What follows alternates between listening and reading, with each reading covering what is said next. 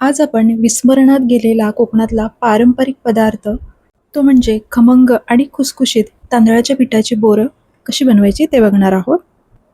पूर्वी कोकणामध्ये हा पदार्थ अगदी घरोघरी बनवला जायचा, पण आत्ता त्याचं प्रमाण थोडंसं कमी झालंय. तुम्ही कधी हा पदार्थ खाल्लाय का? नक्की कमेंट्समध्ये शेअर करा. चला तर मग आजच्या रेसिपीला सुरुवात करूया. तर तांदळाची पिठाची बोरं बनवण्यासाठी इथे आपल्याला साहित्य काय काय लागणार आहे ते बघूया. तर इथे मी पाव वाटी तीळ घेतलेले आहेत आणि आता हे तीळ आपल्याला मंद गॅसवरती भाजून घ्यायचे आहेत. तर गॅसवरती कढई ठेवली, कढई छान गरम झाली की मग यामध्ये आपल्याला तीळ भाजून घ्यायचे आहेत. तर अगदी 3 ते 4 मिनिटामध्ये हे तीळ भाजून होतात आणि हे तीळ एका प्लेटमध्ये काढून घेतले. त्यानंतर इथे लागणार आहे आपल्याला अर्धी वाटी किसलेलं सुकं खोबरं. तर हे सुद्धा आपल्याला हलका गुलाबी रंग येईपर्यंत भाजून घ्यायचे आहे. तर झालेलं आहे, हे सुद्धा काढून घेतले आणि त्याच वाटीने 2 वाटी तांदळाचं पीठ लागणार आहे. हे तांदळाचं पीठ नॉर्मल आपण जे भाकरीसाठी वगैरे वापरतो तेच घ्यायचं आहे. तर एकाच वाटीने सगळं साहित्य मोजून घ्यायचं आहे. तर 2 वाटी आपण इथे तांदळाचं पीठ घेतलंय आणि हे पीठ सुद्धा मंद गॅसवरती 3 ते 4 मिनिटं भाजून घ्यायचं आहे. तांदळाचं पीठ असं कोरडं भाजून घेतलं की जी बोरं आहेत ती छान खमंग आणि खुसखुशीत व्हायला मदत होते. तर खूप जास्त नाही, 3 ते 4 मिनिटं हे पीठ आपल्याला भाजून घ्यायचं आहे. तर हे झालेलं आहे. गॅस बंद केलेले आहे. पीठ थंड व्हायला ठेवून द्यायचं. आता त्याच वाटीने आपल्याला 1 वाटी गूळ घ्यायचं आहे आणि हे थोडे पसरट वाटीमध्ये गूळ घेतले.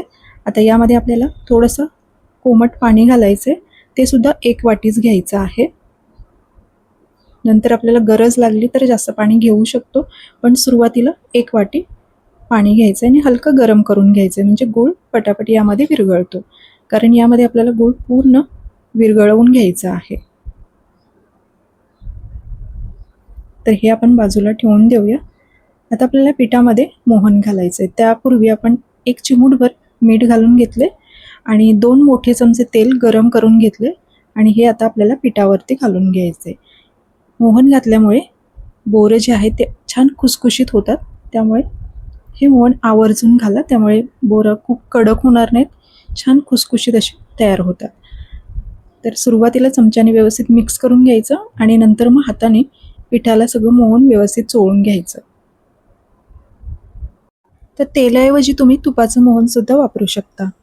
तर हे मोहन व्यवस्थित पिठाला लावून घ्यायचं आणि पिठाची व्यवस्थित मूठ वळते का ते बघायचं, म्हणजे आपलं मोहन एकदम परफेक्ट झालेलं आहे असं समजायचं. बघू शकता तुम्ही.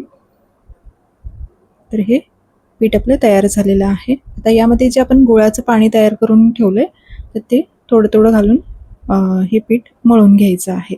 तर त्याआधी इथे भाजून घेतलेलं तीळ आणि भाजून घेतलेलं खोबरं ते सुद्धा यामध्ये ॲड करायचं आहे. खोबरं थोडंसं चुरून घ्यायचं आणि हे छान मिक्स करून घ्यायचं. आणि आता जे गुळाचं पाणी आपण तयार केलं ते थोडं थोडं घालायचं आणि पीठ आपल्याला हे मळून घ्यायचं आहे.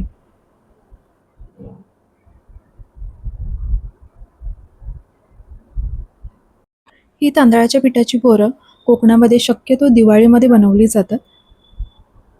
खूप चविष्ट लागतात आणि ही साधारण तुम्ही 15 ते 20 दिवस हवाबंद डब्यामध्ये ठेवलीत तरी पण छान राहतात.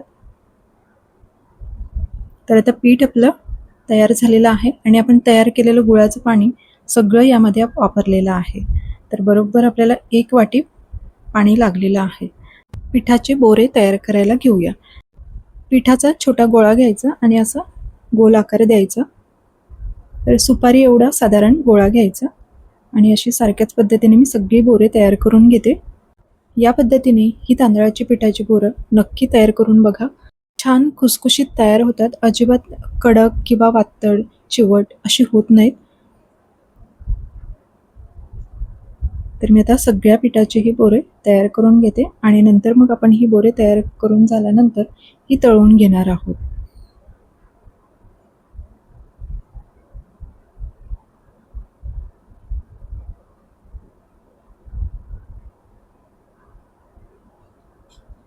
तर सगळ्या पिठाची मी बोरं तयार करून घेतलेले आहेत आणि आता गॅसवरती कढईमध्ये तेल गरम करण्यासाठी ठेवलेलं आहे. तर सुरुवातीला तेल गरम करून घ्यायचं आणि नंतर गॅस कमी करायचं आहे. तर मी आता गॅस कमी केलेले आहे आणि मध्यम गॅसवरती ही बोरे छान तळून घ्यायचे आहे. खूप जास्त मोठ्या गॅसवरती तळायचे नाहीत, कारण आपण या पिठामध्ये गूळ वापरले.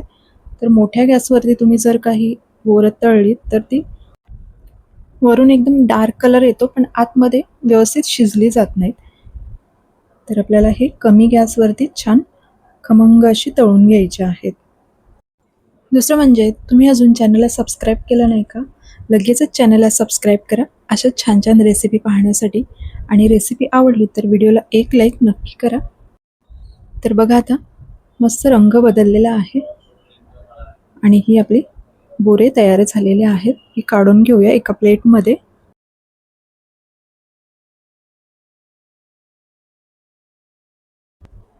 आणि आता बाकीची उरलेली बोरे सुद्धा आपण अशाच पद्धतीने तळून घेऊया.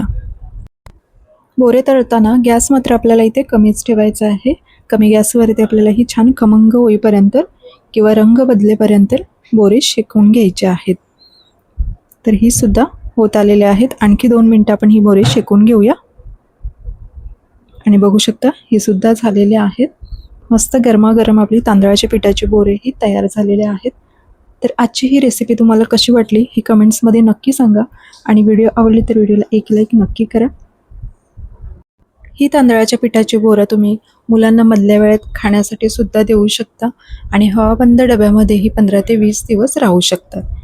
तर ही छान आपली तांदळाच्या पिठाची बोरं तयार झालेली आहेत. एक मी तोडून सुद्धा दाखवते, आतमधून दाखवते मी तुम्हाला.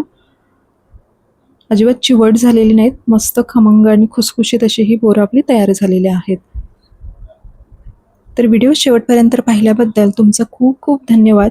पुन्हा एकदा भेटू अशाच एका नवीन रेसिपीसोबत. थँक्यू.